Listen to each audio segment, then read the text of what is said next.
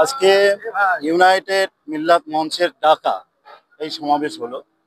আপনারা দেখেছেন রাসমেলা ময়দান ভরে গেছে, ঐতিহাসিক সমাবেশ। বিষয়টাও সবার কাছে স্পষ্ট যে ওয়াকফ যে আইন সেটা বাতিল করার জন্য আজকের এই সমাবেশ। আমরা শুরু থেকে শেষ পর্যন্ত খুব পিসফুলি করলাম প্রোগ্রাম।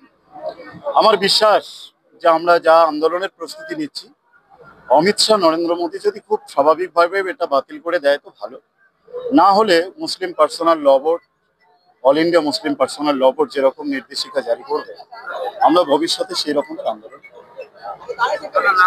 আমি আমিন আল হক, এই ইউনাইটেড মিল্লাত মঞ্চের জেনারেল সেক্রেটারি।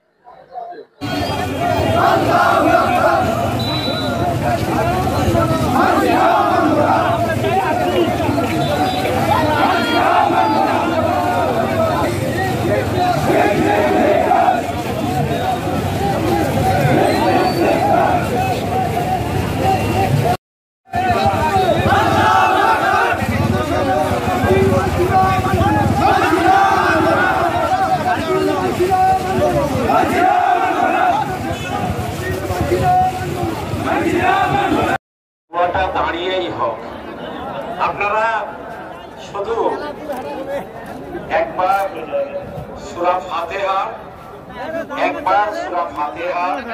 নেন। শুনতে পাবে না, দোকান থেকে কিছু শুনতে পাবে না।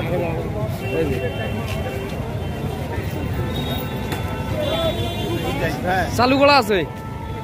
আজকের যে প্রোগ্রাম ছিল সেটা খুব ভালোভাবে কমপ্লিট হয়েছে। এখন আমাদের কুচবিহার পুলিশের তরফ থেকে সকলকে অনুরোধ করা হচ্ছে যে আপনারা শান্তিপূর্ণভাবে সুস্থভাবে প্রত্যেকে নিজে নিজে যে বাড়ি আছে, যেখানে জায়গা আছে, সকলে ফিরে যান। আমাদের কুচবিহার পুলিশ প্রশাসন আমাদের সাথে আছে। আজকে আমাদের এই আন্দোলন মোদী সরকারের কালো আইনের বিরুদ্ধে আমাদের এই আন্দোলন।